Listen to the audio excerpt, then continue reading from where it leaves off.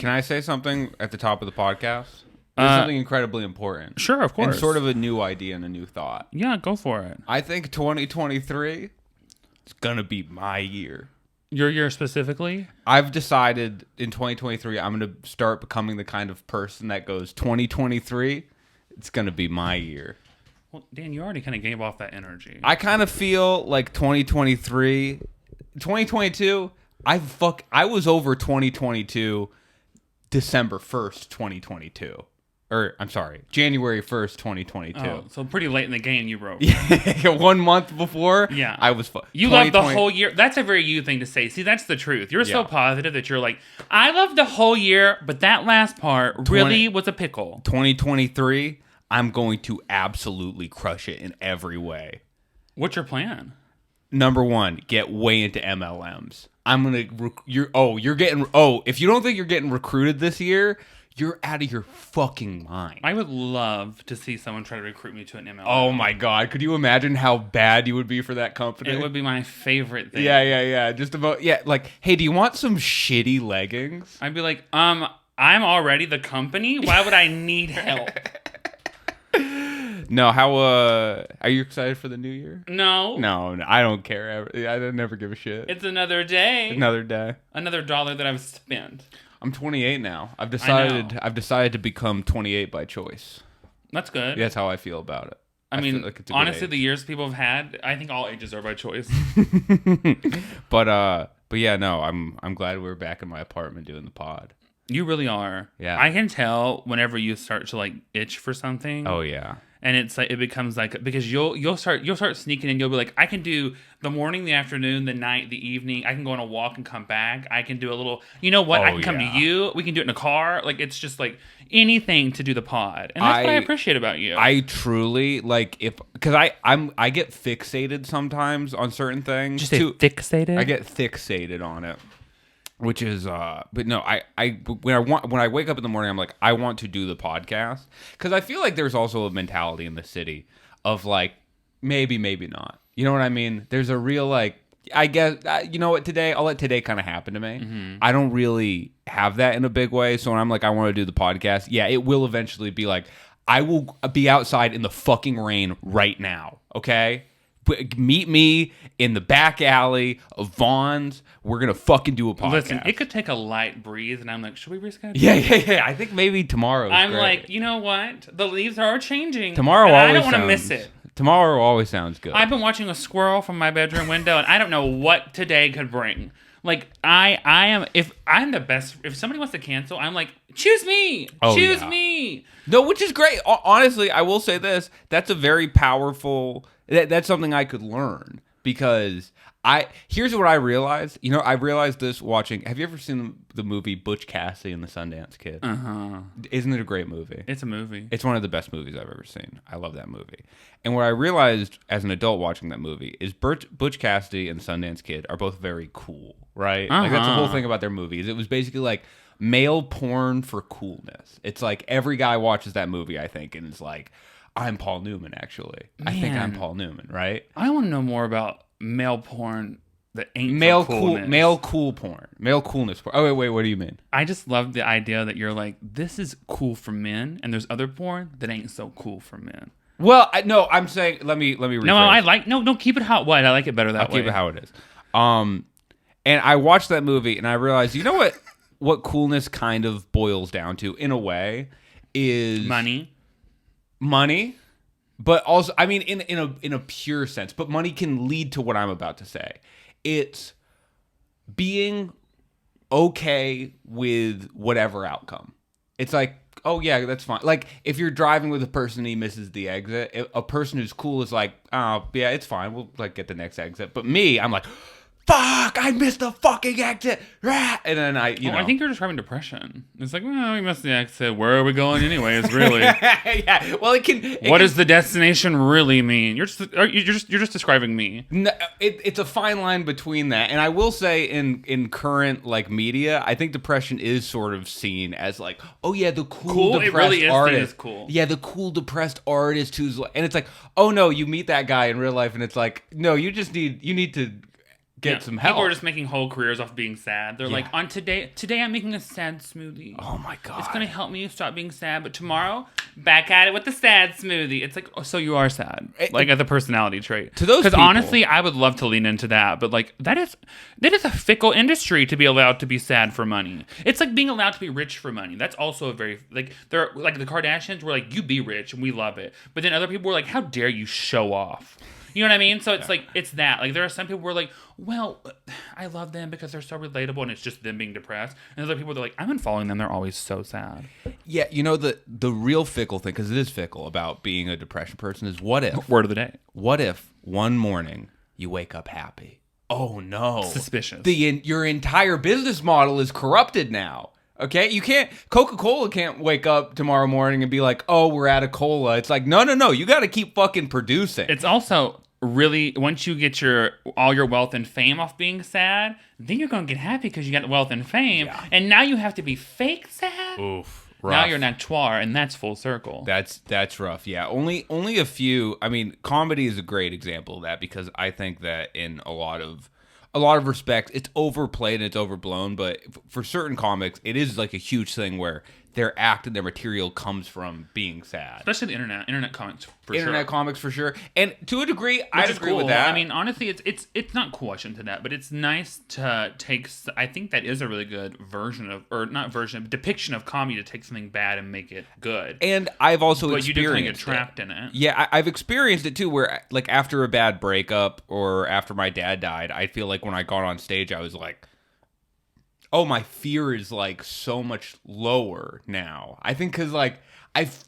in like a real core sense, you do feel more relatable to an audience, because it's like I've always thought this about people, like when I'm going through the day, where like you'll go to a coffee shop and like maybe it's days where you have trouble connecting with people, which I do definitely. Like you feel like you're just kind of like having these weird surface level conversations where you go to the store and you talk to the cashier, but it's like you're not saying anything. Sounds like a great day. There is like a level of where even it should happen in your head. You shouldn't like say this all the time, but at the end of the day, it's like, oh, this person's life sucks too. It should happen in your head. You shouldn't say this. You shouldn't. Oh well, you shouldn't say this. You followed it up with, this person's life sucks too. Yeah, it's like, well, when you're in your head about like, fuck, like my life sucks, and like you're walking around, it's like, oh, everyone's life sucks. Like maybe not sucks, but everyone's life is fraught with like peril and depression, and horrible things happen to you, and your body fails, and like all that shit happens to everyone. But you lose sight of that when you're in your own head and you're just like, why is everything bad happening to me? You know what I mean? Yeah, but I think that's true. But we also, I think that we're kind of made to hold on to bad experiences for protection. So it's really easy and comfortable, because you know when something bad happened, bad's going to be bad while it's bad. When something good happens, you're like, for how long? Done. So yeah. I think that it makes people like suspicious of happiness. Like I'll get that way sometimes, and I'll be like, this seems to be going a little too well. Right. But then also on the flip side, it also is like, there is something, it is like weirdly more interesting to hear about like sad stuff than it is to hear somebody be like, and today was a great day, and I had a great butter, and I had a great pancake, and I went on a great date. And I'm just like, you're not fun. This isn't fun for me. You're too happy. Like, that's not relatable, because I feel like most people I know are like, they're both things. And when someone's like toxically positive, where it's like, just find a rainbow along the, where the fuck this saying is, find a rainbow somewhere where there shouldn't be a rainbow. Right. And then it's like, but I would rather hear you complain is a little funnier. I've found, and this isn't necessarily, that, right? this is, I don't know. She said like there's nothing particularly funny about a really happy person. Yeah, well, I'll say this: there's not anything particularly funny about a complete, like, there can be something funny in something that is positive, but there needs to be a backdrop of like, but this happened before that sucked. Like, I think maybe I've thought about this a lot, because I don't really relate as much to people in like Southern California as I do with people from drag them. No, not in a bad way. I just feel like snatch them bald. My girlfriend is from LA, and she took me out to dinner for my birthday last night, and she surprised me by inviting my two friends, Killian and Terrence, who are my friends from Boston. Mm-hmm. Terrence grew up in Boston. Killian grew up where I'm near, in like kind of Cape Cod area. And I could see her and her friend, who also grew up in Southern California, sort of like be shocked at the way that we communicate with each other. Because it is like if you were to watch it from a distance, you would be like, this is why do you hate each other so much? But we don't. It's just like the way we communicate. Maybe it's like a cold weather place, I've thought, because like for half the year you feel like outside is trying to kill you. So you try to kill each other? You develop yeah. So you develop like a more sort of aggressive form of humor with each other. But it ain't nobody's business how you talk to your friends except for your friends. If they like it, I love it. That's how I feel. But when people watch me talk to my friends, they're like, why is he hitting him? You know? Okay, well, you can't go from talking to hitting, Dan. That's two different things. Sometimes you gotta hit. You said, it's weird. We talk with our fists, and people are like, that's crazy. But it's like our sign language. Like it's how we do like sign language. Yeah. One time my friend Killian kicked me in the shin. It was one of the funniest things ever. Do you know how disrespectful it is to kick someone in the shins? As like an adult? I mean, yeah. Yeah, I could see that being pretty disrespectful. It's very, like, childish, too, which is funny. But also, like, ow. Did you know it was going to happen? That he was going to kick me in the shins? Yeah. No, I had no idea. That's wow. You really went for it. Oh, yeah. Well, people go... Where I'm from, people go... There was a buddy of his who was a hilarious kid. He passed away, unfortunately, but he was so funny. From being too funny? Truly. Almost from being too funny. There's a great story of him where he was at a party, and there was a kid he didn't know, and he kept calling him some made-up nickname that wasn't the kid's nickname and kicking him in the shins. Oh my god! I know, and it's wrong. It's a wrong thing to do. It's wrong. It's wrong, but it's so like to kick a stranger, to just gently start kicking a stranger in the shins. It's so disrespectful, and it's very bad to do. But goddamn, but you're funny. Here for it. Listen, if in someone's memory to honor them by their memory, I mean. I didn't know him that way. He went to school with me. I didn't know him that well, but hearing that story, I was like, God damn, that is so funny. And that'll always live with me. Well, that's good. Yeah. Now we'll live with all these people. Yeah, I'll live. You guys are welcome. Live on forever. What's the group topic you wanted to chat about? I wanted to talk about things that you did when you were younger that thinking back on them make you recoil. Because I don't know if you have any. Because some people don't. Some people, I talk to them about this, and I get one of two answers. One answer is like, oh, no, I mean, I was a kid. I was just figuring things out. I was learning. And then the other answer, the other people that I relate to are like, oh, yeah, there's stuff I think about where I get a fucking shiver down my spine. I don't get a shiver, but I definitely am like, wouldn't do that now. Yeah. I mean, I'm sure there are things if I really thought I'd be like, well, I mean, I think we talked about this before. There are definitely things I've said and done that I'm like yucky, but I think you're talking more about like embarrassing, like goofy, right? Both. Oh, well, yeah, I think everyone has. Like, I've definitely, when I think about like when I was an asshole to people in school, that's gross. Or when I think about jokes I made I didn't like, that's gross.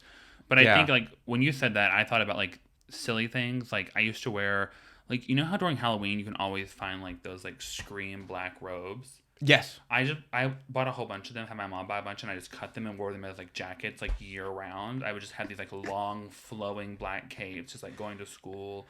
Or I would like see somebody with like on TV and like a show I liked, and I'd be like, Mom, we're dyeing my hair red. So I would just be like ginger. I'd be like a ginger for like 3 or 4 months. I'd have my mom like searching bargain bins to find like thigh-high leather boots for me to like. I mean, things that are just How old? I mean, just for the time I've been alive till probably now. I mean, I used to go to school with like my dad make like a staff of like animal pelts and stuff, and I would go to school with the staff. Like, what was I going to be doing with that? It would just be leaning up in the corner during our like reading time and stuff. Benton, we have to do multiplication tables. Can you put your staff like, away? You shall not pass. They're like, no, you shall not pass. You're doing horrible. I'm a wizard. I don't need to pass. I can fly. Like, that was very much. I mean, all those things are kind of cringy. But I mean, I don't think there's anything that I'm like, oh no, because like how I don't know that it was. I didn't know till I knew. Yeah, when you're, I think very distinctly back. There was a specific thing I remembered. One night, just going to bed, and I was like, that's so funny, and I kept thinking about it. Where when I was like 13 or 14, I hadn't had a girlfriend. I had never dated anyone before, and I started dating this girl like. It was sophomore year or whatever, like, and I didn't know what to do or how to do it. So I would talk to her about making out. I would be like, but I would talk about it in a way that was so intense and so over the top. Like, can we have an example? Like, making out with you was one of the most incredible experiences. Trigger warning for sexy. Yeah. Like, making out with you was one of the most incredible experiences I've ever had. Like, shit like that. Where, looking back on it, I'm like... Well, was it not? Were you lying? No, of course, I would never. But it was just like... As long as you were speaking from the heart, that was your truth at the time, Dan. But it was just this weird, like... you oscillate, like, I think there's a lot of times where I would say shit like, I want to give you a massage. And it's like, looking back on it, I'm like, you're 14. What are you doing? Are you like a... Not a massage. Are you like a 58-year-old R&B singer? Why are you giving someone a massage? But I was like, I just can't. Come here, Toots. I want to give you a massage. I want to massage you up. It was just... I want to put you on the big screen. And what I was really saying is, I would love to touch your body. I'm 14. That's what if I was being... And honestly, 14-year-olds should be more direct. That's how I feel. No, they shouldn't. Yeah, actually. right. They should. Yeah, the opposite. 14-year-olds shouldn't speak. Muzzled. Should be muzzled and locked in cages. That's how I feel. But luckily, I wasn't, and I was just so into being like, oh my, I can't wait to give you a massage. Did that ever happen for you? Yeah, I think I did end up giving this girl a massage. She was like, will you go away? And while I was doing it, I was like, oh yeah, no, I didn't run up on her, okay? We went to the basement. No, I mean, like, she's like, if I let you do this, will you stop talking about it? No, it was my then girlfriend, first girlfriend, and we would go to the basement, and then I would give her a massage. Oh. It's so insane. I mean, that seems pretty, like, 14. It does, but it's like, I would give her massages, and in the back of my head, I was like, oh, what I meant was I would like a hand job, but this is, like... my so way you of thought that was going to translate into that? No. That's the thing, is I didn't think. I was just like, well, maybe 3 years from now, but right now you have to, like, work up to it. But you really wanted to give her a massage. At the time, yeah, I guess. Well, that's really nice, Dan. I guess. And you asked for consent. Look at you. I did. Ahead of your time. But what I'm saying is, if you walked in on on your 14-year-old son, and he was like, first of all, where did you come from? Right. Where did you Why go? are you here? But like, you walk into your 14-year-old son, and he's giving his 14-year-old girlfriend a massage. It's like, can you guys just be like doing hard drugs? I would be like, he loves theater. He's a tap dancing prodigy. It would be so concerning. It would be like, I'd be like, I can't wait for him to learn the cello. That's exactly. Yeah. I'm like, oh, my little clarinetist. Exactly. Yeah, it's like, oh, I'll get you books of poetry from now. Yeah, let's forget about shaving. I have a sticker on my car that said my honor student reads. Let's forget about shaving. I'm going to teach you how to write poetry. Yeah, I'm going to teach you how to wax. You walk home. I'm going to show you how to set up an appointment at a spoon. Could you imagine if I was like, I'd love to wax you? Because it's close. It's like, that is not close. It's a profession. I guess it's not close, but it would be fun. It's something you get done at a spa. You know what I mean? I just love the idea of what that would make my 14-year-old child if I walked in on that. Yeah. I love this storyline we've created. Really, Netflix. Yeah, it's very fun. That's so funny. I would like to give you a massage. Like, that was my move. And how many times did you use that move? No. Like with this person, okay, or maybe a couple times after. Oh, maybe it was a movement. Yeah. So that you're just cringy about your old pickup lines. Well, I just think back at that. Do you feel like now your pickup lines have gotten better? Well, I don't. That's the great thing. I don't have to use them. Well, I mean, before you were with your girlfriend. I never use pickup lines. What the fuck? I'm sorry. What do you just walk into rooms and go here? A pickup. There's a big difference. Between, I don't know. What do you want me to call it? What did you say to the young gal? Like when I think pickup line, I literally think like this sort of thing, like a thing that you have in your head. I didn't think you were walking by like, I'll take you to the candy shop. I just like, see, that would be funny though. I don't think I'd like it. No, that's true. Depending on who said that. But no, I'd be like, what is the Lollipop Guild? Yeah. Go back to fucking. But anyways, what was your go-to now? Now, because obviously now you're not in the same little awkward boat, right? You just got it. Yeah, no. I mean, I think the older you get, And you just got older, so you'd know. Yeah, I did. I fucking did get older. I won't say the older you get, whatever. But I think when the older I got, the more I was just like, oh, you just talk to people like individual. You run Emery's side of scene from Braveheart. The more, yeah, this is Scotland, and they go, oh my god, they're like, he's so interesting. He's so cool. Is his face painted right now? I wonder if he's wearing underwear under the kilt. Yeah, well, you're not supposed to. It's like a thing. Yeah.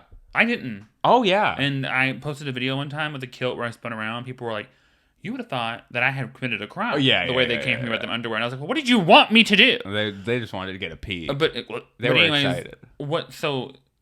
So now you just go in and you just be yourself. I think guys, that's the advice. Oh, you definitely go in not. And you be yourself. Definitely not. You don't be yourself. I mean, you be. I like to say this. To be or not to be.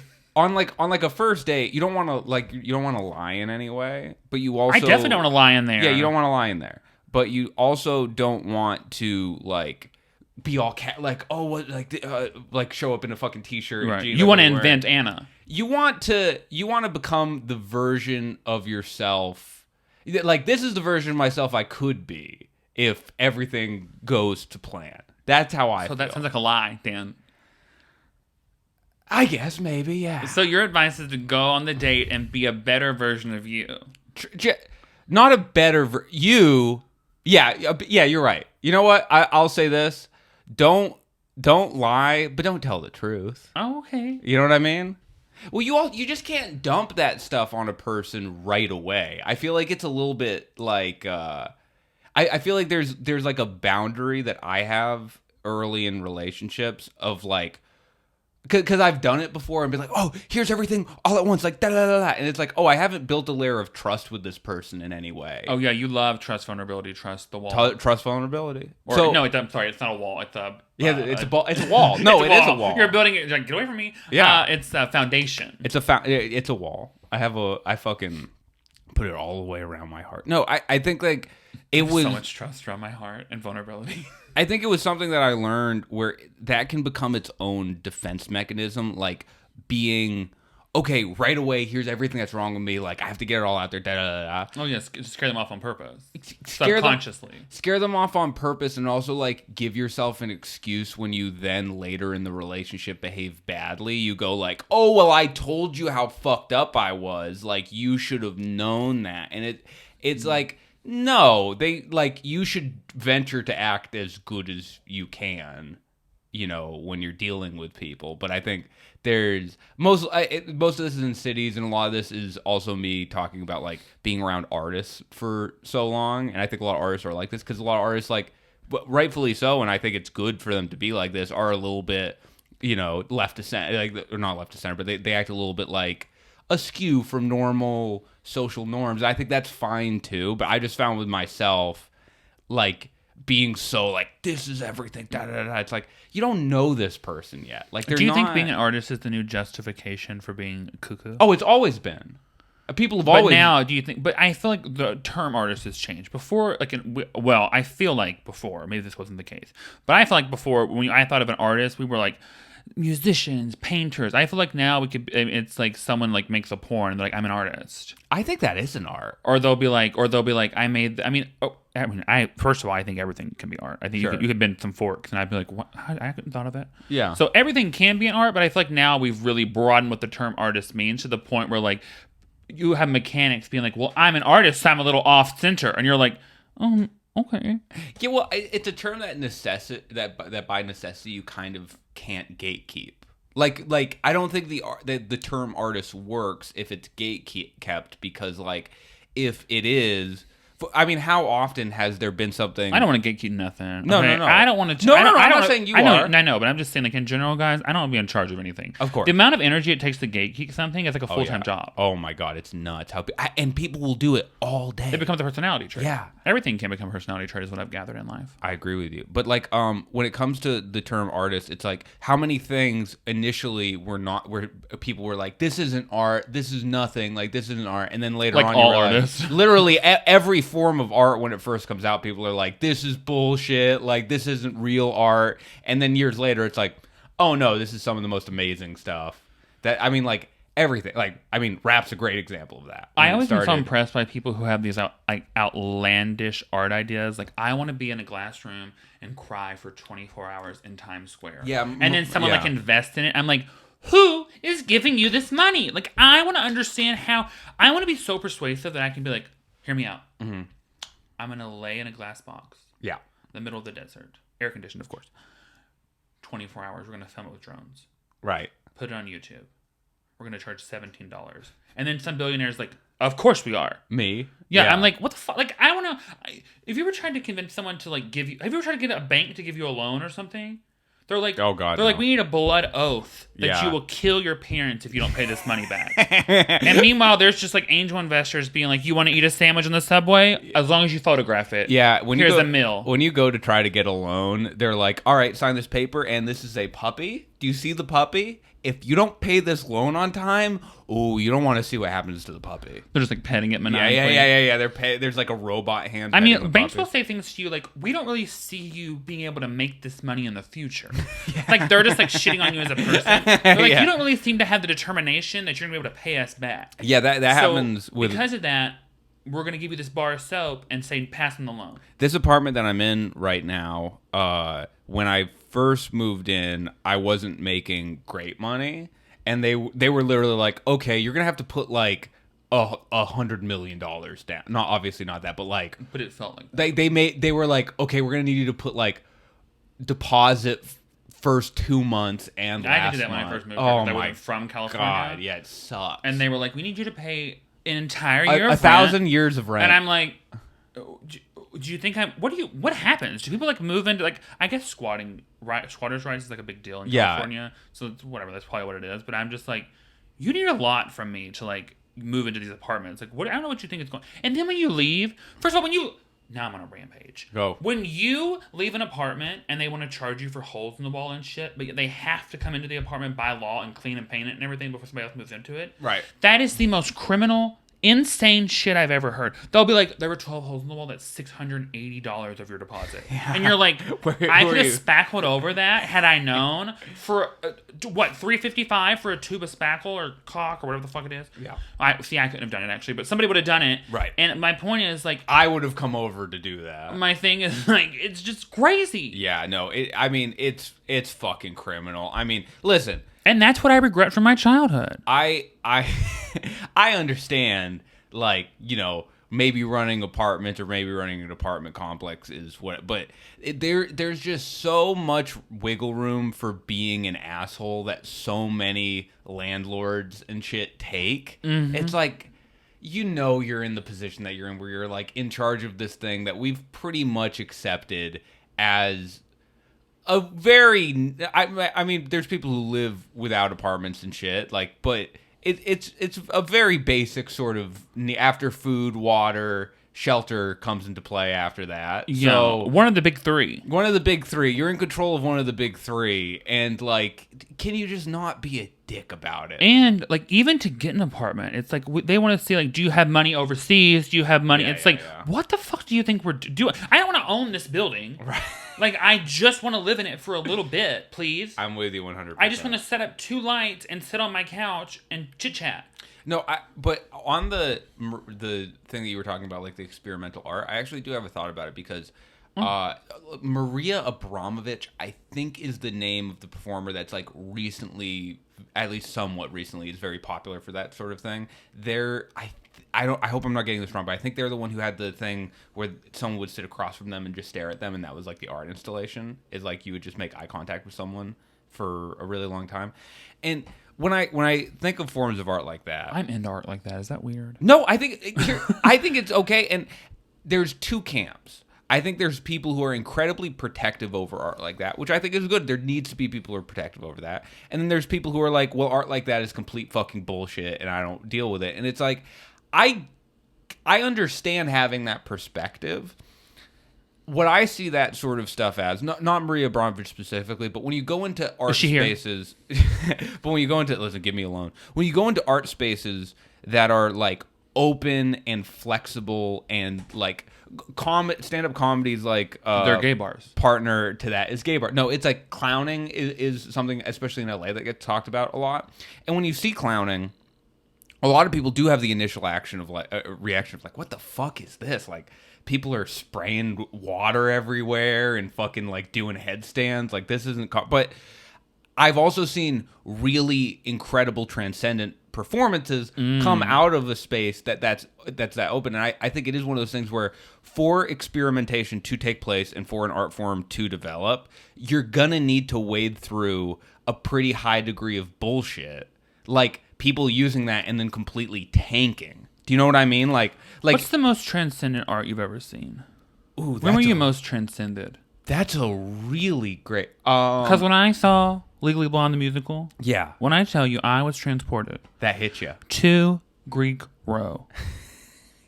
I was like, oh my god, you guys. And how did that change you afterwards? Well, I'm thinner. Yeah, it's true. And I'm blonde, so now what? Have you been that transcended? Damn, I've never been transcended that fucking hard. No, I don't know, like I've definitely seen like comedy acts and shit that have like blown my mind. Like people that you've never heard of before, I'm sure, but like, oh, okay. Yeah, if they're too cool for you. I mean, my god, were they on vinyl? No, just people in Boston who have since killed themselves, you know. Was that the act? No, that wasn't the act. Cuz there's a what is that thing? It was like a school project this guy did, like about recording him gonna. It's like something about recording my suicide or my senior suicide. Oh, I have no idea. Okay, well, everybody else, I'm sure you know, it's on Netflix. You can watch it, but it was like a. Like 15 Reasons Why or whatever. No, that's different, but also 68 very Reasons different. Why. It was like a real project this kid did. In like school, really? And it became like a thing on the internet, and now it's like a movie, but it's just that what he made. I haven't seen it in a while, but it's like basically his documentary of like going to kill himself. And he doesn't actually kill himself as far as I remember. It's been a long time since I've seen it, but like it's like interacting with people or talking about it or like him in class and like how nobody like took it. It was interesting. I like how you put a little southern twang on it. What do you mean? He gonna kill himself. He is. He's gonna kill himself. He's gonna kill his poor little self. He's gonna end it. Bless his heart. Yeah, Lord, he's coming. Lord, we are praying. You gonna see him soon. You gonna know what kind of kid he is. You're gonna know. I always knew it was trouble now. The down home. I love down home country God. We'd yell at him, and I swear to God, he run faster than a scalded dog.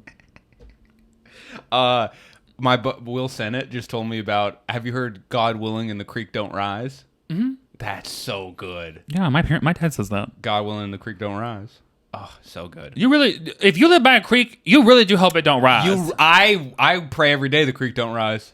You don't live by no creek. I'm not near a creek, but I hope it don't rise. What if it gets to me? You said the sewage. I hope it don't rise. This is LA. You know us. We're worried about that. I'm like, this puddle. If this puddle rises, I will not be able to get to my car. God willing, and the strange pile of sludge outside my apartment don't rise. Yeah, God willing, and that sludge don't move. You said, God willing, there ain't a body in the lake. Like that, it's very different. God willing that. Oh, speaking of cat your isn't neighborhood, a rat. I know that we were talking a lot earlier in the season about my apartment and how kooky it was. Yeah. This neighborhood that you're living in. Yeah. I was waiting outside for you. What, 5 minutes ish? Yep. 20.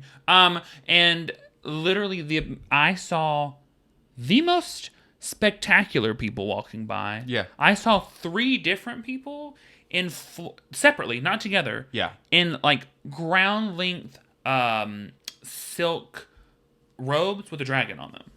Yeah. A blue and 2 reds. Oh, that is so the vibe of where I live. Mm-hmm. It's and they crazy. were also, one of them had on silk pajamas, one of them was in like basketball shorts and like a crop top. Yeah. One of them was in like yellow joggers, and I couldn't see their shirt because they were facing the other way. But I'm like, this is very specific. No, it's lots very of hair colors. Yes. Meaning a dog. It's very like hair color heavy, piercing heavy, silk heavy. It's like everyone that works in Urban Outfitters lives on this block. Some of it's genuine. I'll say this: when the 7-Eleven that's on that street that you park at, there's great. Thanks for outing me. There's these guys that drink outside of the 7-Eleven that I've interacted with all the time, and 2 times I've had the longest and most fruitful conversations with them. One time I had a Michael McDonald T-shirt on, and this guy was like, "You like Michael McDonald?" And I was like, "Yeah," and he was like, "Most underrated art," and we just had a long conversation about how much we loved Michael McDonald. It's like I feel like there's a lot of old school 80s like like yacht rock type guys, like who I don't even want to say burnout because I don't think they did burn out. I think that they're living good lives now. Sometimes but like that kind of of guy. The things that you experience in life. Sometimes you tell me about your day-to-day interactions, and it truly baffles me how you get through them. How do you mean? Like this, I would never have a conversation that started with someone I didn't know spoke to me. Michael McDonald. It was like I would have been like, I got fired up. Sometimes people would be like, "Is that Nancy on the back of your leg?" Like, 'cause I have that tattoo. Yeah, like, yeah. And they're like, I'm already gone. They can't finish the sentence. I got fucking fired up, dude. I was like, wait, you fuck with Michael McDonald too? And he's like, yeah, fucking yeah, Michael McDonald. And then the other time, do you know what's gonna happen? Like, what is your? Because this is very interesting. What do you mean? One of my best friends, like I've known her my entire life. Yeah, she's the kind of person that can go in a store, a building. She'll make a friend anywhere. Yeah, me. I'll make a foe. I'm not quite there either. I'm not a make a friend. But that's the vibe you're putting off, and that's the vibe I'm picking up. So that's what I feel like the people think that of you too. I feel like the people out there, they think Dan is happy-go-lucky. He's a little grin boy. He's grinning. He's going around grinning. He's talking to people. I'll talk to people. Do you think that you're gonna like when you have those interactions? Are you like, oh, I'm gonna have a great experience out of this. I'm gonna get a funny story to tell. I'm gonna make a friend. Because my friend, she's like. That could be my friend. Everyone could be my friend at some point, or they could be. They might. I mean, she's not like a crazy person; like they all are her friends. But she genuinely believes like maybe that could be her next best friend. I don't think that. I'm in the middle. I'm not a person who's quick to let people into my like close life or whatever, especially not people I meet on the street. But I am always like I've left interactions with strangers, just like little ones, like. Somebody holds door before you and you're like, oh, thanks. Or someone does something nice for you and you're like, oh, that's nice. Thank you. I've left interactions like that feeling good. So I venture to try to do the same whenever I can. That's how I see it. It's not like I'm trying to well, that's different. Okay, yeah. See, I do that. I think we're talking about different things. But like, I thought you were making like connection. No, like. I gave you so much credit. No, kind of, sort of. Well, like when that guy started talking about Michael McDonald, I was like, oh fuck yeah, I also love Michael McDonald. Let's talk about Michael McDonald for a little bit. Like that, I do really enjoy that, especially when it's about Michael McDonald, one of the most accomplished artists. I mean, the hit list is crazy. Still at it. Still making great songs. I mean, there's nothing more you can say about Michael McDonald, but there's nothing more I want to say about Michael McDonald. If That's What It Takes is one of the most amazing. I don't know who that even is. Listen, Michael McDonald has a song called "If That's What It Takes," and I ask everybody on the podcast. We tell you to subscribe. We tell you to listen. No, fuck all that shit. Okay, all you have to do. I will cut this out of this podcast so fast. All you have to do, and don't let Benton bully me. Okay. All you have to do is listen to the song by Michael McDonald called "If That's What It Takes." Tell me right now that shouldn't have been an absolute mega hit classic that just never was. This is how I feel about Jennifer's Body. Yeah. Jennifer's Body also fucking rules. I know. I'm going to watch it tonight. I can already tell. Let's go. I can already tell. Let's fucking I have a feeling. See, this was the experience I had with the guy outside the 7-Eleven. If I was wearing a Jennifer's Body t-shirt and he was like, oh, Jennifer's Body, I would be like, fuck yeah, Jennifer's Body. Like, you can have a nice little... Oh, we're both human beings. Oh, God. One time me and Dan were at the gym, RIP. RIP. And the old one that I went to. Mm-hmm. And as they were leaving, this guy was like, I love your hair. And I wasn't even part of it. And I was like, oh, my God. Yeah. If we don't leave this building, so... Dan was like, hell yeah, I like your hair. And he was like, yeah, I wish my hair was like that. My girlfriend made me cut it. And Dan's like, oh, no. And I'm like, what the fuck is happening? And then I think about it, and I'm like, you know what? I had those same interactions. They're just with different people. Dude, dudes just love a mullet. Like, something about a mullet. They see a mullet, you know what they go? They go, that's a free man. Because dudes don't think they can be ugly. They go, there's a free man right there. That's what they think. Yeah. And they literally are like, I can wear, do, or be anything. Exactly. I say fucking push it to the limit then. If you have the freedom, use it. You know what the worst thing about having freedom is not fucking using it. I would say when I had mullet, I got a very different set of... I did not get the same mullet reactions you got from the same type of people. I got a lot of like... cool, weird tattoo girls being like, I love your shag. Hey, that happened. And I'm like, hell yeah. Let me tell you something. Happens too. All right. They like it too. They like the mullet. People love the mullet. The mullet is a great. No one's arguing with you. No, and they are. And let me. People in the comments. I posted old videos for the new year because I was like, I don't want to record new ones, and I've actually I think I'm gonna do that every year. Is like last week is just kind of like a greatest hits thing or whatever. But something to look forward to. Something to look forward to. But everybody, I posted some videos before I had the mullet and the mustache, and people were like, "Damn, you look so good. You should keep it this way." And I was like, "You're gonna be disappointed. You look the fucking same. You're gonna be disappointed." Like politely. I appreciate that. But that's first of all, people should not be telling people what to look like. That's crazy. I agree with you. I went into a blind rage now. I agree with you. But speaking of what we were talking about earlier, yes. You going around the world like that, being like, "Hello, everyone, love you." I am so interesting.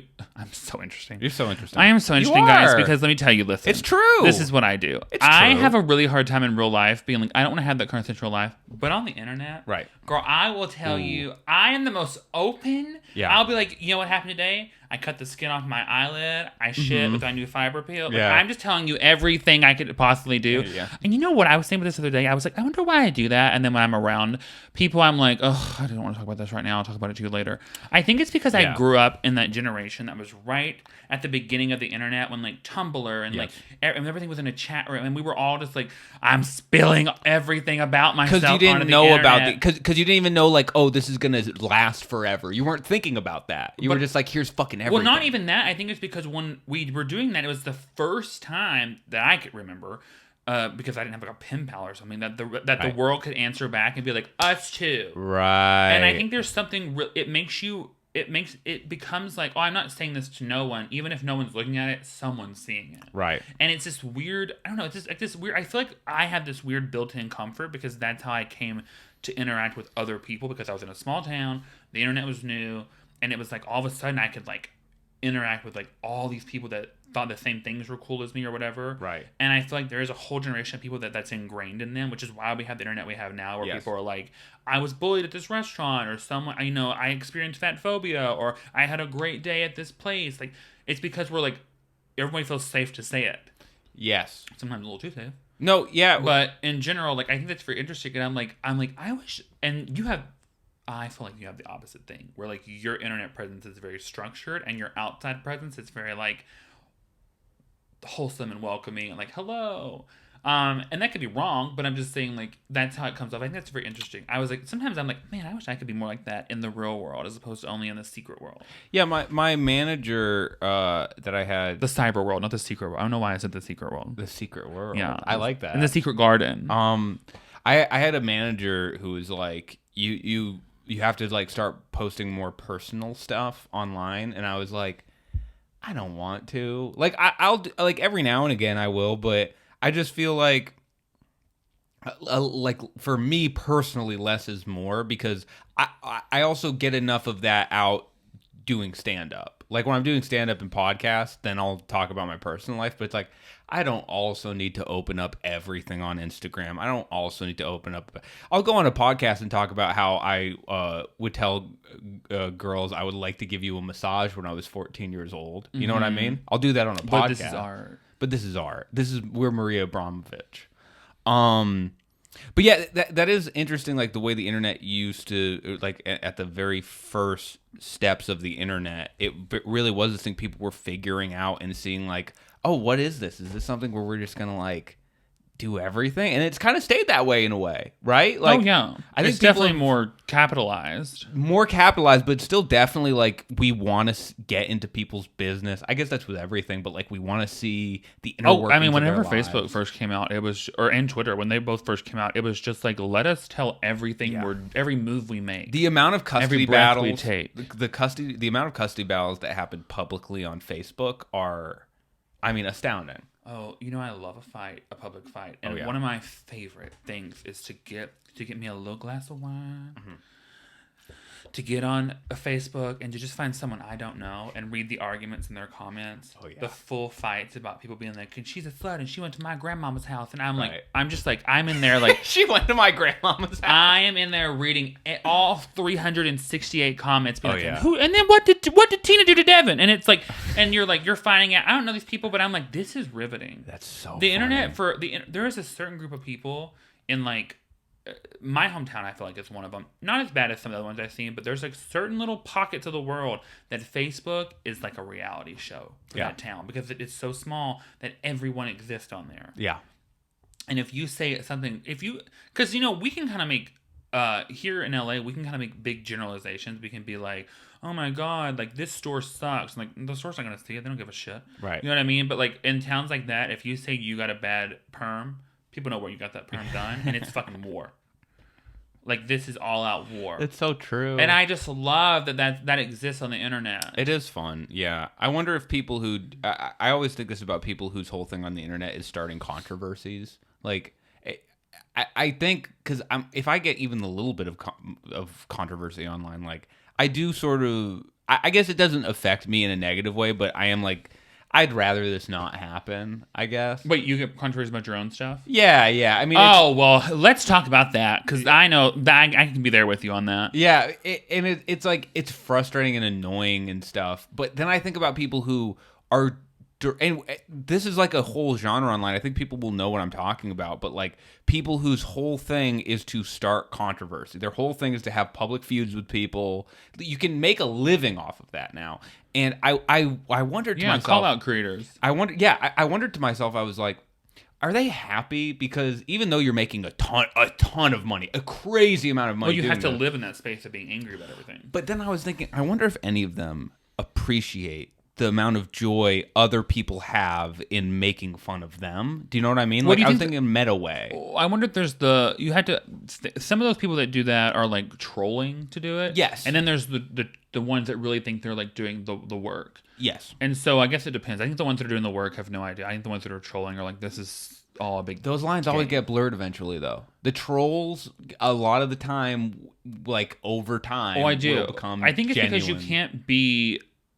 Oh, I guess you can be, but it's really hard to be like, to make your whole thing being like publicly extremely passionate about everything, because it makes you hard to listen to as opposed to someone who is like enjoyable to watch and then has a message where you're like, oh, well, this is not normal, so let me tune into it, as opposed to like, even if you believe everything the person is saying, that's like every day doing something, your brain just learns to tune that out because it becomes something you always see. It's like if you drive by the same building every day, eventually you're not like paying that much attention to it, you know? Yeah. And so like that is kind of the downside, I think, sometimes of like people doing that like as a job, is that it can become trolly and it kind of makes you not believe the people that are doing it for a good reason. And this is just like annoying. This is actually just my way of working into a proposition I have for you. I think we should start a very big public feud with another successful podcast to try and up our name.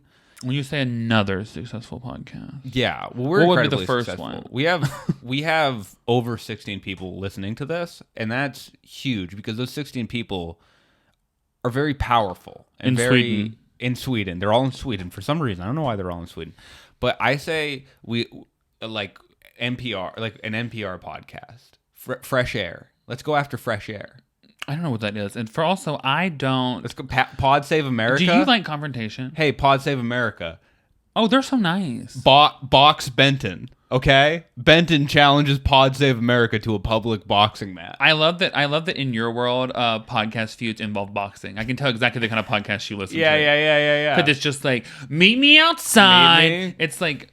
You know what I love? And we'll get into the questions, you know too. What because I've never seen people do, but I would love people to do? Yes. I want two, like, celebrities. I don't really care if you're, like, a huge celebrity or, like, more like a controversial internet celebrity. Yeah. Wouldn't you love to see someone challenge someone to a public debate? That happens all the time. But not. But did that ever happen though? No, they never. They never do it. These people have enough money. You could just put on your own debate. Quote unquote public intellectuals will do that sometimes. I don't need you to be smart. I want the ones that think they're smart. Yeah. To be put in a debate. They usually don't. You know what it happens with sometimes is YouTubers because they get Twitch so many streamers views. love to do it. But I want a real one. I want like us. I want them to sell tickets. Yeah. Or no, just do it for free. Yeah. You have enough. Prove your point. Well, that's the funny thing about... It wouldn't take much, a podium. That's the funny thing about controversy and stuff, where I wish people were more... This sounds so cunty, but I wish people... Like good cunty or bad cunty? Bad cunty. Oh. I wish people were more media literate about, like, how money is made online and stuff, because so often someone will be like, you know what, we have a rule on this podcast. If you have a problem with us, come on the podcast, we'll figure it out. And a lot of people will listen to that and go like, oh, that's so nice of them, and they're so like real for that. But when I hear that, I'm like, what you're saying is, if you have a problem with me, come on my podcast and make me a fucking ton of money. If you're on the internet and you have any bit of followers, people are like, you're rich and famous. And so it's like you ever get comments from people like, how come you weren't in the Marvel movie? And it's like, no one asked me to be. Like, I would have loved it. But like, you know what I mean? Like, it's like those kind of things. Like, I think you should do this. Like, well, I just can't go do that. But I'm saying, it's the same thing, because people don't know that like by coming on the podcast they're making money. Right. But the trick is, if you let people know all the ins and outs of social media, then it crumbles the illusion for people that make their money off social media. Right. That's true. But it's like, everybody who says that is really just saying, I know that if there's a controversial podcast, whether I come off looking good or bad in it, I will make $100,000. Last hurrah. Yeah, so I will fucking have this like, oh yeah, you can come on my podcast and we'll like whatever. It's like, you're both gonna make a ton of money, and it's like, you know, a term I heard recently that maybe you'll know, selling wolf tickets. Do you know that? Selling wolf tickets. They're selling wolf tickets. No. No. Look that phrase up. Selling wolf tickets. On what, Mike? No, not you. No, not right now. The people at home. I think what Can it means... you just tell us? This is an educational podcast. I think what it means is basically... You think? I think what... I thought you just learned it, BP. I don't like to talk in generalities here. We set this mic stand up earlier, and Dan said, it feels like I have something powerful to say. I do. It's an expression... To spread boasts or threats that you can't or won't back up. Oh, selling wolf... Yeah. No, I mean, that's kind of rude to wolves. I guess so. A wolf could back themselves up. Yeah. They rather live in packs. But they're selling wolf tickets out there. Man. Probably something to do. I love like where words, like where sayings came from. Now I want to figure that out, because my brain goes like, probably because like a wolf in sheep's clothing, you're lying, you're not going to back it up. Because like that's how my brain would do that. But like I love, like, you ever heard the term in a pickle? Yes. For a while, I was like, what the fuck? How could you be in a pickle? Like, that doesn't mean anything. Because a pickle jar, right? And then, no. Oh. So it turns out it's because a long time ago, slaw was made with pickles, apparently, and it was like a big mess of stuff, so it meant you were in a mess. Oh. Which is where it comes in a pickle. I just read this, and it said the usage of wolf tickets was first recorded in 1963 when sociologists noted its use by black gang members in Chicago. So my thought is, how did I hear that? I don't remember. Oh, where did you learn that? I don't know. Sometimes that's the thing about words, is sometimes they just come and you don't remember where. Isn't there another one like selling paper promise? Something about paper. You're selling something. Paper tiger. No. Selling a paper tiger? No, not selling a paper tiger. No, paper tiger is a special. That's a Netflix special. No, being a paper tiger. It's a phrase. You're a paper tiger. It means like you look not scary. about selling something. It's about selling papers. Oh, I don't know. Or grading papers, maybe. Listen, we're an hour in. Let's get to the questions. Well, you didn't ask me your question yet, did you? No, it's my fault. I should have gone to my question earlier. Also, the last episode we did was 2 hours, and people seem to be fine with that. Okay, great. My question was, have you ever heard of man camp? Man camp? Like the camp men go to be more manly? Yes. Yeah, I've heard of that. Essentially. There was like a YouTube documentary I watched on it or something. You watch? Okay, good. I don't know if you know about this. The one that I read about was called The Project. There's different ones? I think there's different ones. Holy shit. Oh, yeah. I thought one person had... I thought it was like one... The thing I watched was like this guy made it. It was like his big claim to fame. Yeah, it's... I think there's like one I think it probably is The Project that you heard about. I hope I'm getting that right. But... Oh, yeah. God forbid you don't get it right. But what I was wondering is, what do you think about that as a model? Like, what I don't understand. I never understood, like... It's... To me, it's... I don't know what to say about this, because like it's one of those things where like, okay, well, what if somebody went to like model camp, like, you know what I mean? So yeah. I'm like, cool, but also like being a model is a profession, so you're learning like skills for your profession. Being a man, like this man camp did kind of feel like they were preying on like these like social constructed ideas that make men feel bad, to like teach them how to be like more of what they should be, when the reality is like, if everyone in the choir sang the same tune, the song wouldn't sound as good, girl. So you need different types of men. So when I read it, I think like what I read first is all these people's natural aversion to it, and everybody being like, "Look at this dumb bullshit that like these guys are buying. They're wasting their money on da da da." Which is true. Well, but two things can be true at once. If you're spending like that amount of money on something, I obviously have the knee-jerk reaction of it too, where I'm like, fucking that many thousands. For people that don't know, will you explain what the camp is? Basically, it's like the one that I read about, I think, was 72 hours. That could be more or less, but it's basically like a very compact experience that men go on, where they go through a number of essentially like boot camp style training and challenges.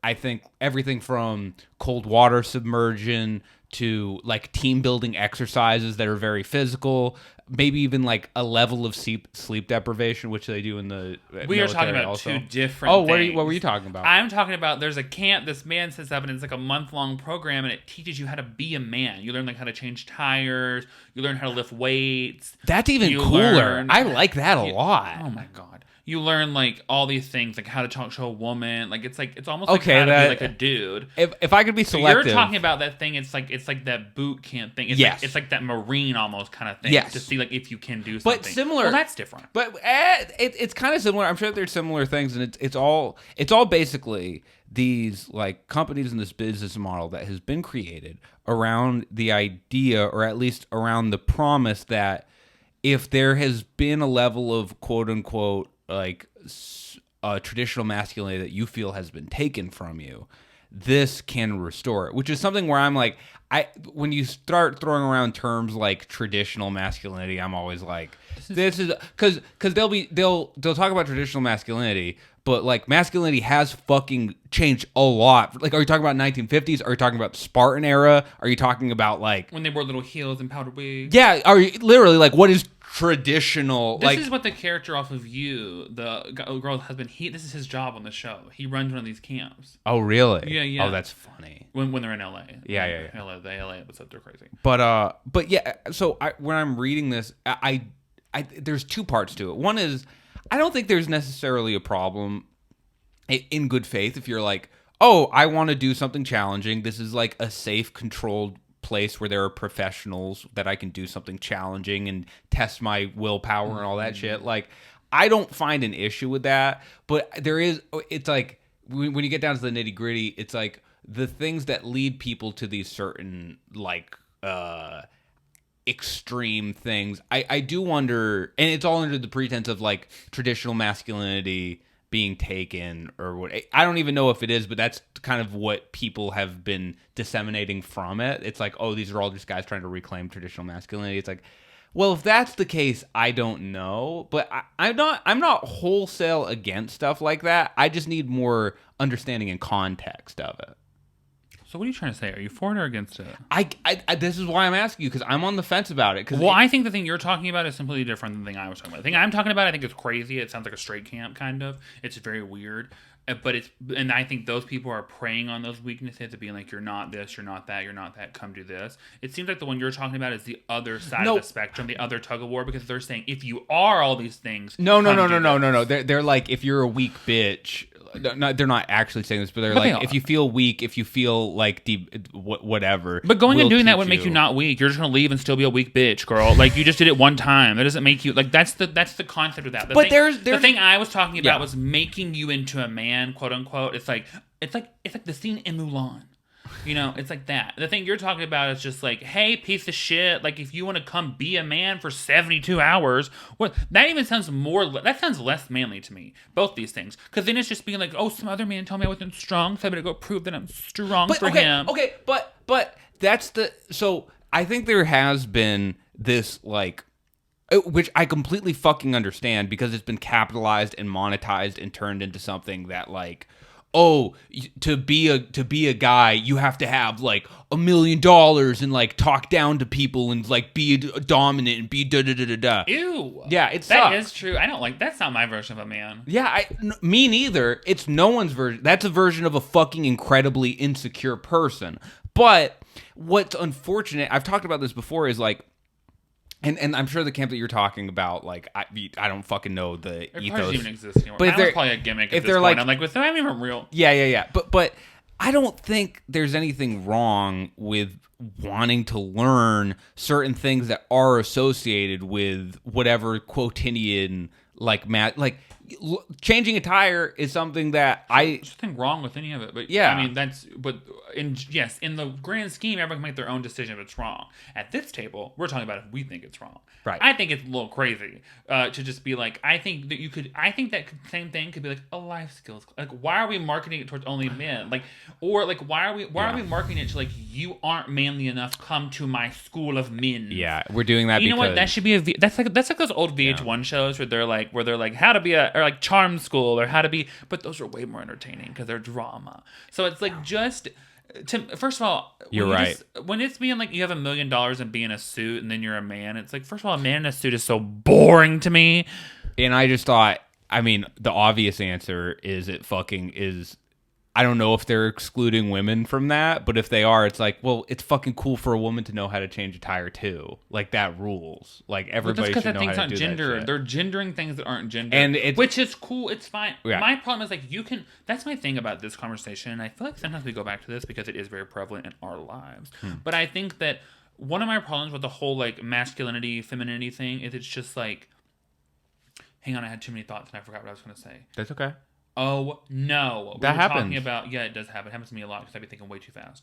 So, well, can I say something? Sure, go ahead. I was saying, in terms of what is wrong with those camps, I guess that the thing is probably some of the subject matter, but the real big issue, like the overarching issue, is the fact that it's being marketed towards people's insecurities. And I think that's always something that is a useful tool in marketing, but is usually done in bad faith, where you're looking at people and you're going, don't you feel like a pussy? Don't you feel like a piece of shit? When really what you should be approaching those things are, like, if you're a guy and you feel insecure that you don't know how to do certain things, like that you associate with masculinity, that's totally it's cool to learn those things. It's like the way men used to make women's commercials. Like, do you feel bloated and ugly? And now they're like, well, we're still going to do that just for men now. Yeah. Because now, like, female commercials are like, are you the baddest bitch on the block? Are you the coolest bitch ever? And it's like, yes.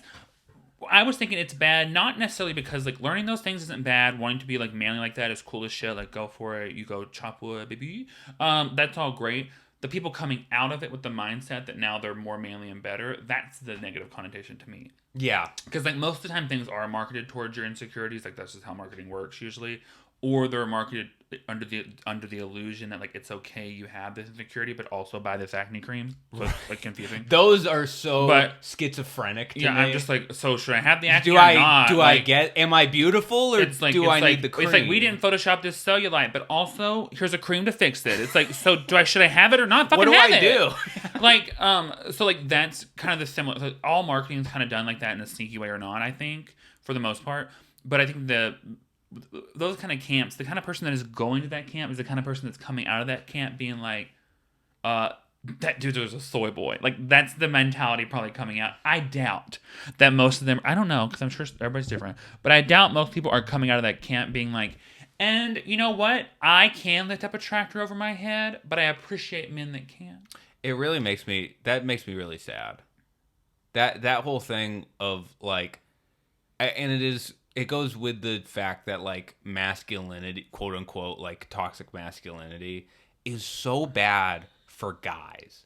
It's such a bad for girls too. It's bad for girls, but I think people at least in some way understand that. At least when the term toxic masculinity came about, it was usually used in the context of, like, men act this way and this is its direct effect on women, which is super important to talk about. But the other side of that is it, like, if you think being cool, like, I'm just like, who have you met? Who are the people in your life? Who are these role models that you see? Johnny Bravo. Where they're tearing down other people and like talking shit and calling people like pussies for whatever not being like them. Who have they seen? You know exactly who they've seen. Who looks at them and goes like, "That's cool. I love that." Millions of men. And you know why? I think it's because this is what makes me sad, because this is what actually happened there. I think is that when those conversations started happening, men and some women were hearing that, and they were like, and you know, there is a type of like guy who's like a himbo, just like a big masculine like ding dong that's like nice and polite and doesn't really care about people's stuff, and it's just like a meathead or whatever. And I think those guys got a little confused and were like, oh my god, like, am I bad for being so masculine? And then people got mad about it, and they was like internalized where it's like, the real story is no one's saying being masculine is bad. No one's saying that. What they can't say on all these campaigns and ads and news, what they really want to say is stop being an asshole. Stop being a piece of shit. They don't want to, but they can't connect that any other way to you than being like, when you do this, it's an asshole thing, and you go,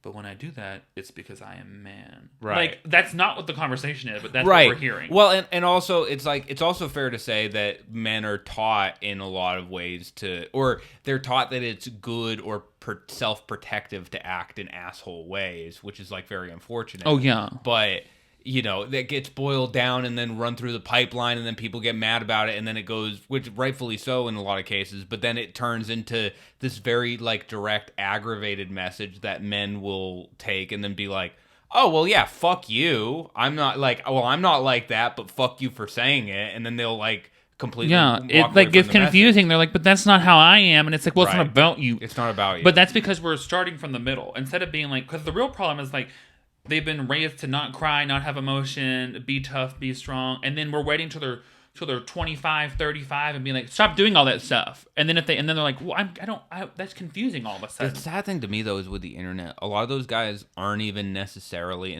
in like that direct of a way taught those negative things. But with the internet, they'll find a guy when they're like 14, 15, or they'll find a podcast, or they'll find a whatever life coach who's like, who then starts espousing those ideas. So it's not even coming from someone in their life, it's coming from this outside source. But if you're like not around... Think about when you were 14, Dan. You just said you wanted to give massages. Now imagine seeing a man on the internet who's like touching boobs and holding guns. Ooh, man. You'd be like, that is so cool. I better do all this stuff. I better do everything. Just like whenever I saw the Spice Girls and I said, I need go-go boobs. How will I ever grow? You know what, Benton? It's exactly the same. But everybody does that. It's the same reason every girl in America had Lauren Conrad's haircut when the heels was on. Yeah, because they were like, I didn't know we could do our hair like that.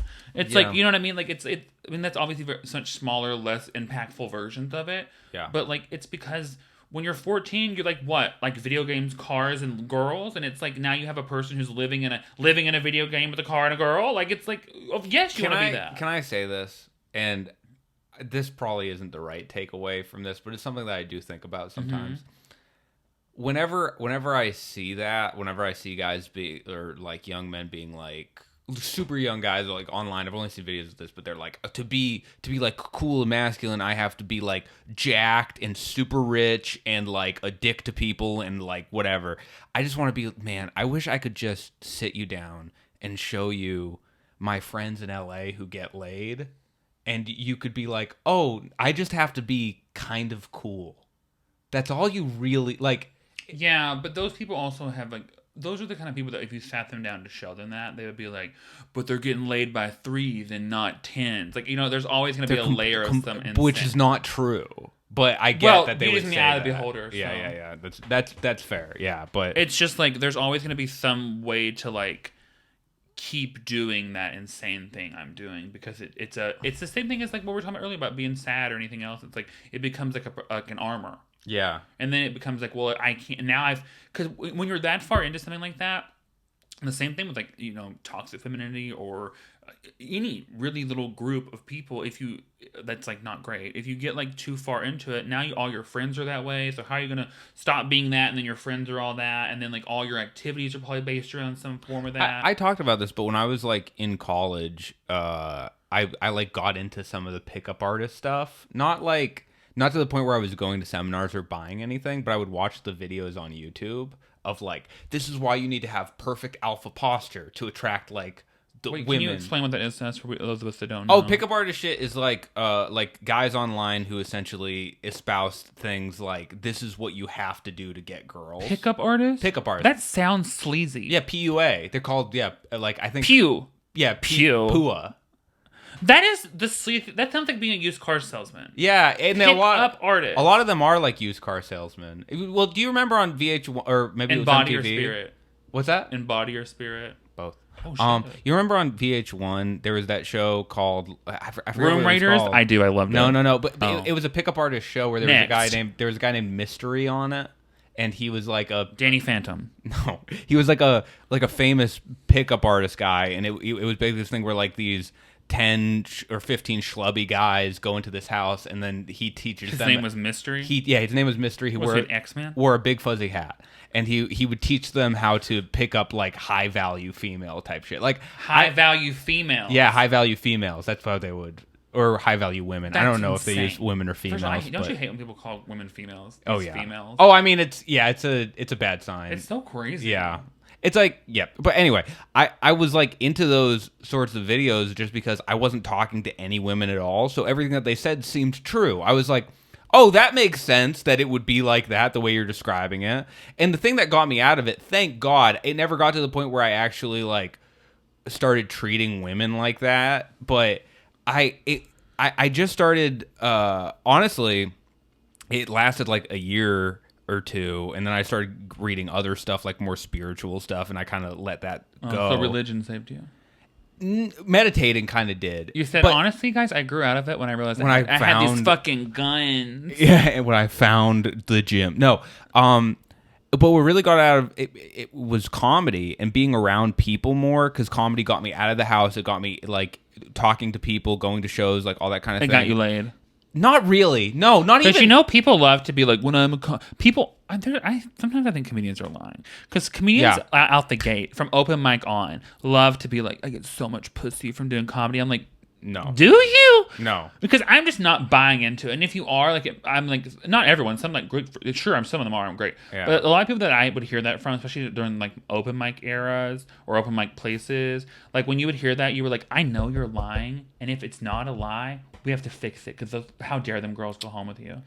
Yeah, I don't know. Yeah, well, like, a lot of them aren't, probably, like a lot of that. But that's the thing, is like, what it did was it got me out of the house and around real people. And when you're actually like interacting and you're around people, it demystifies all this stuff. And a lot of the stuff that you get on the internet about like, this is how you actually talk to. It's like, oh no, you actually talk to women and men and everyone kind of in the same way, where you meet them eye to eye and you have a conversation with them, and they're just people at the end of the day. Oh, but weird. I always send a headshot that I've autographed in a bottle of champagne. That's smart too. But it just says, sorry I couldn't be here. There's nothing wrong. Maybe I'll start doing that. Maybe you're right. Maybe I'm wrong. No. But that's what really gets you out of it. And it really does make me sad to think like, damn, like there's so much less. The real issue with all of this is we live in one of the loneliest societies in history in terms of like person to person in like interaction and stuff. I don't know why you would think that. The internet says that, and TV says that, and movies say that, and songs say that. Right. And all my friends say it. Right. And my therapist. I don't believe you. You know what? That's fair. I think we're more connected than ever. Do you see at the red carpet when everybody wears the ribbons? Oh, wait, I didn't. No. Do you see when people wear the ribbons? Were people wearing ribbons? It means they all believe the same thing. And that is connectivity. We must be in a great society, actually. You know what? I take back. You ever bought alcohol made by a celebrity? Yes. Connected. All the time. I can't. They're just like us. They love to drink. If George Clooney isn't on everything I consume, I just don't consume it. It's just not for me. So you just use those in espresso pods and, and watches? That's all I do. I eat watches, every day. It's expensive. But yeah, like that's the real issue, and then all this stuff is just symptomatic, and people will always kind of go after symptoms rather than main causes. But it's like, I do think that addressing, because that to me is kind of the best, because I also hate when people talk about depression in this way, where it's like, oh well, just go for a walk and drink water and be healthy, and then everything will be okay. And it's like, well, no, that's not fucking true. It's like either. That's the future. Yeah. But I'm like at the end of the day, it is this thing that I think we should be addressing as a society, which is like people aren't getting enough like socialization. I wasn't when I was a fucking kid, and that's why I had to go to like special education for the most part. It was like just not being socialized and then getting bullied in a big part. What are you, like a teacup poodle? What do you mean being socialized? Being literally, yes. Like I think I spent way too much time alone as a kid. But what if you couldn't help that? Like I grew up on a farm. That's the thing. I was out there. I couldn't help it, but it was one of those things I had to address later on. It's not saying that you're like it's bad or irreversible or whatever, but I think it does need to be addressed. Where when you're a kid and like you're just not getting enough connection, it's like we're completely made and wired to be in communities. People say that all the time. Completely. That's a slippery slope. How do you mean? Go on. Well, I don't know. I just think into cults or something. You think I'm trying to start a cult here? Yeah, I know how comedians are. I don't know. I think that people say that all the time, but it's like we don't live in villages anymore. I know. We're in these. There are like thousands of people every time I step at my door, and it's like sometimes like that overstimulation is like it's difficult to be around. So it's like you have to like. I don't know. I just want to be right about this, but I know that you're right about it. And I keep thinking about me today being like, we could do tomorrow, and then being like, just fucking go. Just force yourself to go. No, I'm not saying anyone's wrong. Well, I know, but I know that I am wrong.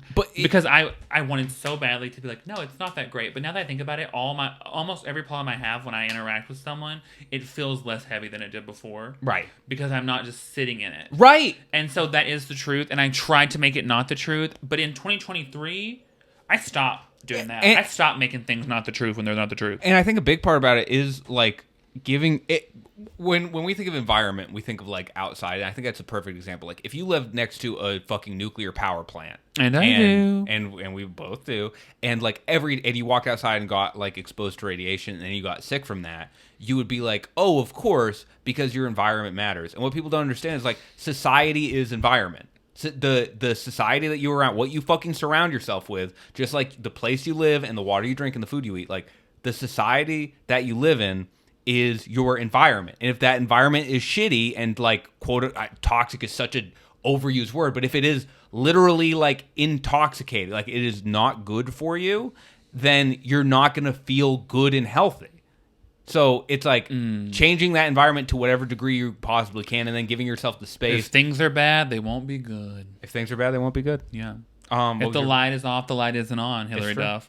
Do you think people ever get like nuclear reactions and get like some really cool benefit? Like instead of getting like 3 eyes, they get like a huge ass or something, or they get like radiation, and all of a sudden they're just like fucking. They have abs. They have radiation to the ass. I think that's probably happened. Or they get radiation, they just get like chiseled jawline. You think there's ever a good radiation? That's probably happened at least once. I think that because we only ever hear about the bad ones, but I'm sure somebody thought that's like, oh my god, I live by a nuclear plant. Well, they have to hide my those. Nails, they're so healthy. They have to hide those because they know if there was any hint that you could get a bigger ass by going next to nuclear power plants, it'd be Calabasas. The lines, the Calabasas would be like, we are investing in fucking nuclear fusion. There'd just be mushroom clouds all over Calabasas. There would be little like shops that open that like, yeah, we can get like a little uranium in here, and it'll just like really set off your lips. Right, like now. If you inject Kryptonian, they're like, that's not even real. It's like it is now. It's now. We made it. It's so funny. What was your question for me? I want to know what your New Year's resolutions are. Oh, I never make New Year's resolutions. Well, you better get on it. No. Okay. Oh, actually, well, why don't you then? So first of all, you're supposed to you yes and okay, you didn't just know my question. I didn't make a New Year's resolution, but I do mushrooms on my birthday, portobellos, but for some reason those really expand my mind. Every year? Right. Same mushroom? Over the last 3, and it's been good. I like doing it. It's like a nice little reset.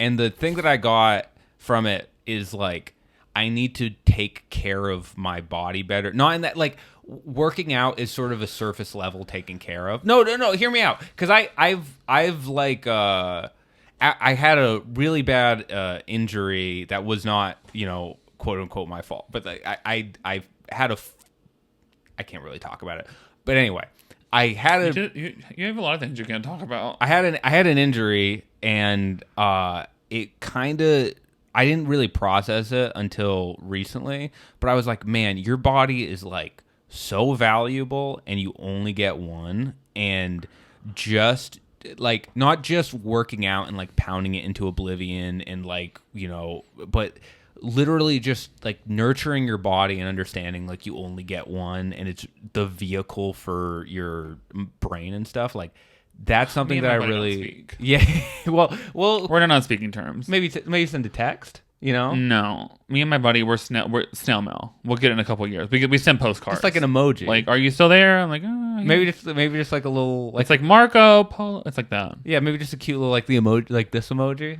It's just me giving it the finger. Yeah. Yeah. But yeah, that was sort of, so like to venture to just be nicer in general to my body and to experience it as like a vehicle for my mind. And how do you feel like you've been using it?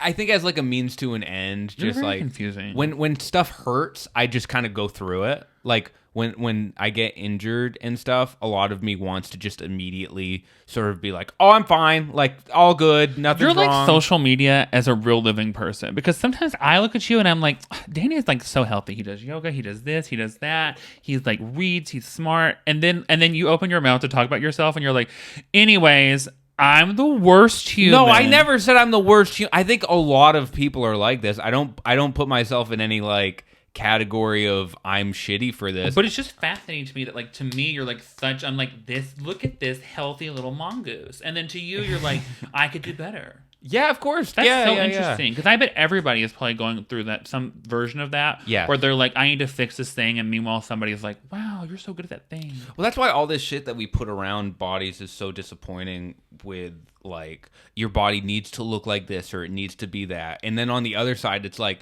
your body is perfect no matter what, no matter where it is. And it's all this messaging where at the end of the day, it's a personal experience with you and your body, and you need to like just be like, this is my body. I only get one. Am I going through life with a body that is most conducive to my own happiness? And if not, is there anything I can do in minor ways and little ways to make my life a little bit easier? Yeah. Whether that be eating more, eating less, working out more, working out less, stretching more, like do you have any weights. tips? Or like when people, like say someone is having trouble loving their body, what would be your hot tip for that? Oh, I mean, I have one.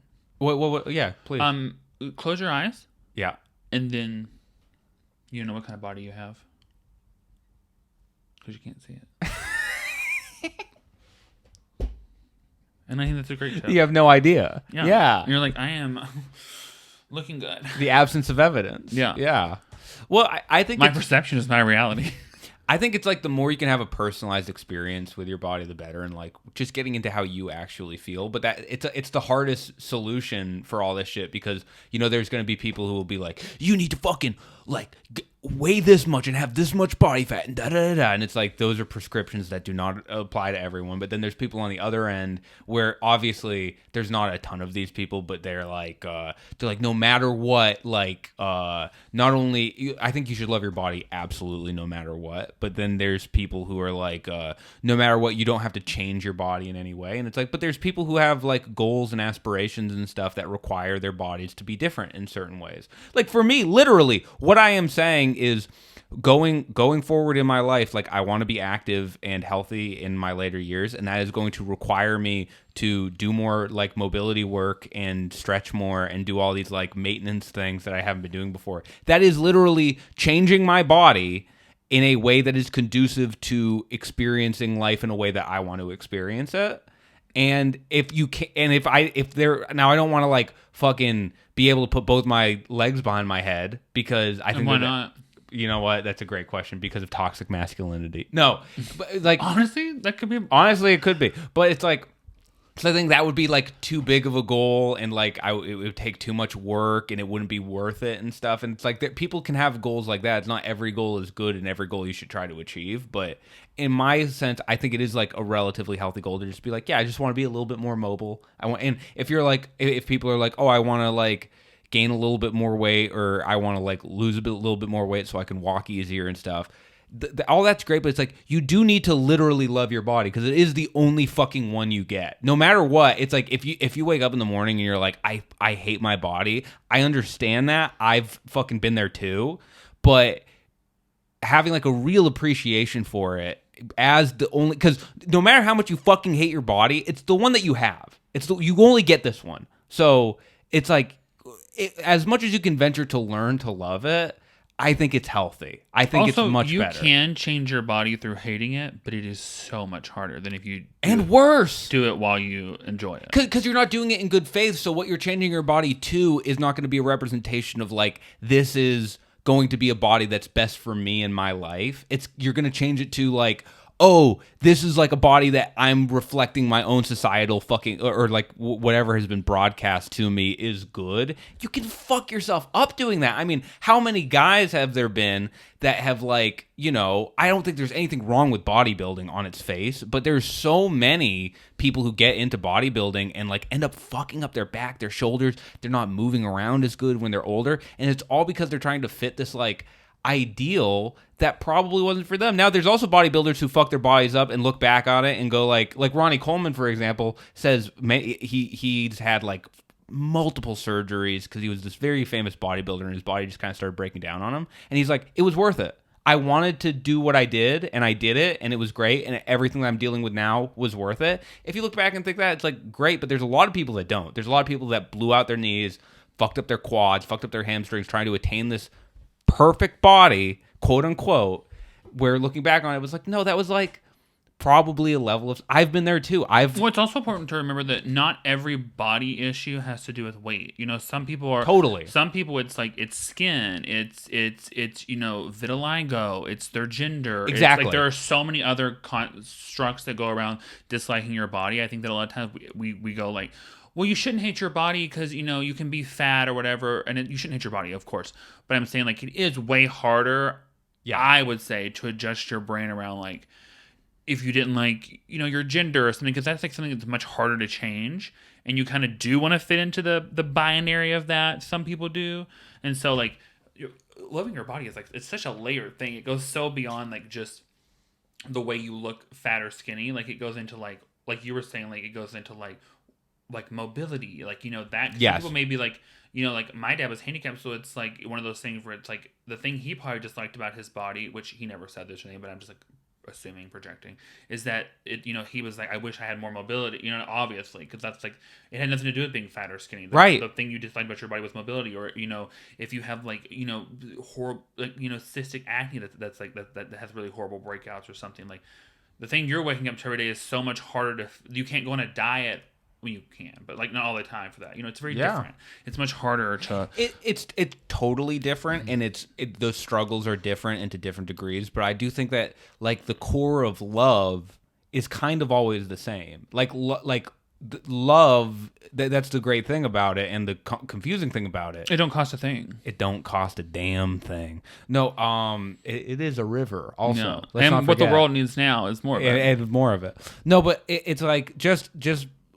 In the same way that people say that like you should love your kids or whatever, it's like unconditional maybe isn't even the right word, but just like having an overarching understanding that no matter what, this is what I have and it's mine and it's all I'm going to have. And so like learning how to love that and like try to get rid of as much resentment as you possibly can for things that you can't change or affect around it. Mm-hmm. Man, I mean, it gave me so much freedom to just really be sat down. And I know this is all simple bullshit that I'm saying. It's really not simple. That's what I was thinking the whole time. I was like, it's one because we train ourselves to be so much more compassionate towards other people. We give ourselves like a free pass to be really hard on ourselves. Yes. And so it's not simple. It's very hard. And I think also there's the whole other added layer of like, well, when we hear like, I don't know, like celebrities and people talk about like,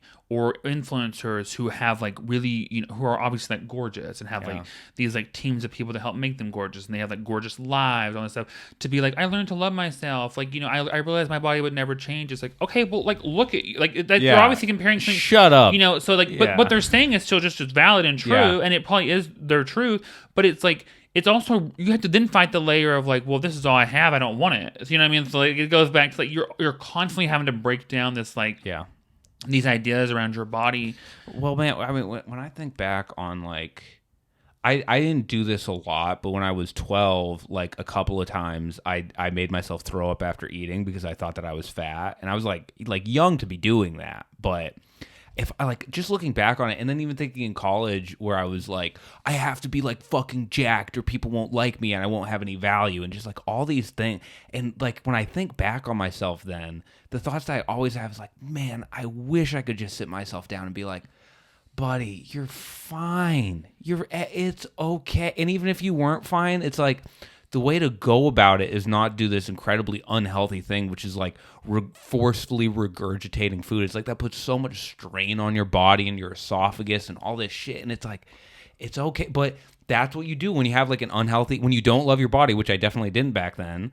I was like, I hate this, so I'm going to do hurtful things to it to try to make it the way that I think it should be. Yeah, totally. I feel like I did the opposite of that, where I was so, which I still don't really, am not great with my body, but like, I still would be, like, I was so, like, just disgusted by it all the time that I was like, what does it matter? I'll just eat whatever I want. I'll do whatever I want. Like, I could just care, like, instead of being like, because I think we talk a lot about people that, you know, kind of go like get addicted to exercise and stuff. Yeah. There's a whole other group of people that are just like their version of like hating their body is not caring what they eat and not caring what they do and not caring. And I don't mean like monitor your food like a psycho or anything. I mean like just in general. Like I know that like when I was in college, I would be like, well, like I don't like the way I look. Nobody else likes the way I look. I'm not with anyone. So I'll just eat like the whole thing of Oreos, right? And this, like, it was like I was just a binge fuck eat. it, yeah, it's a fucking yeah. It was just mentality. Like who cares? I mean, it's not that I even wanted to do that, and then I would, and the whole time I got like this like pleasure out of being like, well, you know what? Like I'll never be able to skydive because I'll be too big for the harness. Like not that I even wanted to skydive, but you know what I mean? I'd be watching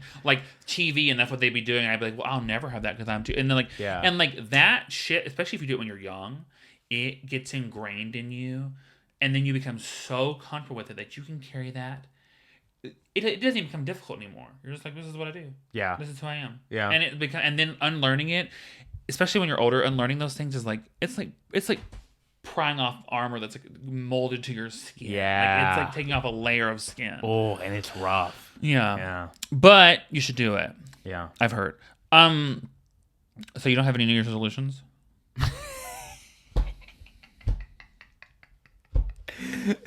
No, that was that. Do you have any New Year's Why? resolutions? I need you to have one. No, I did. I said it to be. That's not a resolution. That's like a lifestyle change. I'm gonna do. Well, that's my New Year's lifestyle. Like a little change. goal. You have no goals in 2023. Dude, you said fuck 2023, eat shit and die. Double the cash, double the ass. That's what I say. Now, what's yours? That is so. I know you. Does your girlfriend have any? I feel like she makes goals. I don't think. No. The fuck are all these goalless friends of mine? No. She's very. She probably wants to get her like yoga more off the ground, which I will be. Like handstands?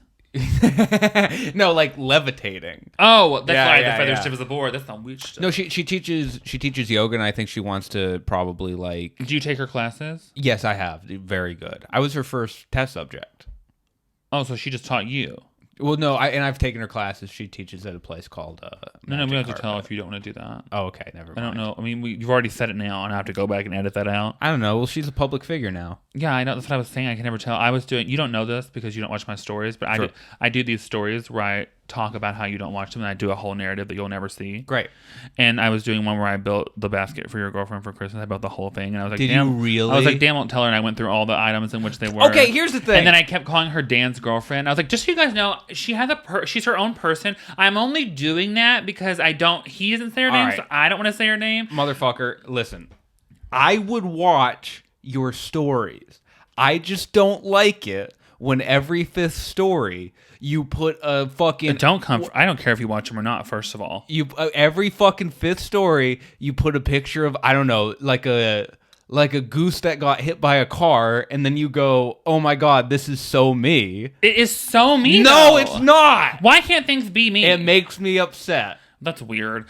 I love comparing myself to objects and things. Also, you know, sometimes I've caught myself. I'll do that to other people. Like I'll be doing someone's makeup for an event or something, and I'll be like, "You look just like a poodle," and like to me, that's so cool in my head. And they're like, "What?" I get what you're saying. I've done that so many times. Or like I told this girl the other day, I was like, your eyelashes are like caterpillars. Yeah. But like to me, I meant that in a good way, and she's like, that's not a good thing. And I was like, to me, it is. You got to be so careful when comparing people to other things because I do the wildest things. Oh, yeah. And in my people, my whole life, people are like, what? And I'm like, I think that's cool. You like a Furby. Yeah. My girlfriend asked me if I was a fruit, what fruit would I be? Which is one of the most perilous, treacherous questions of all I know time. what you'd be.